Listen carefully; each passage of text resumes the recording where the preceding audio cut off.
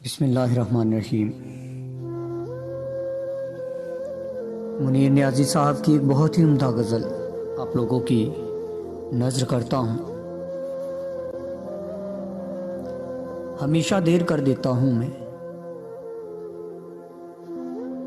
ज़रूरी बात कहनी हो, कोई वादा निभाना हो, उसे आवाज़ देनी हो, उसे वापस बुलाना हो, हमेशा देर कर देता हूँ मैं। मदद करनी हो उसकी, यार की ढारस बंधाना हो,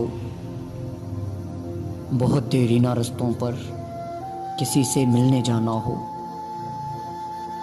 हमेशा देर कर देता हूँ मैं।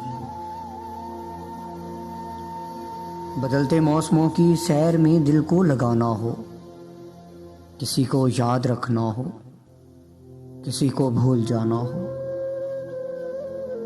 हमेशा देर कर देता हूँ मैं।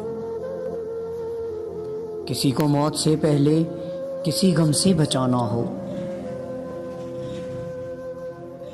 हकीकत और थी कुछ, उसको जाके ये बताना हो,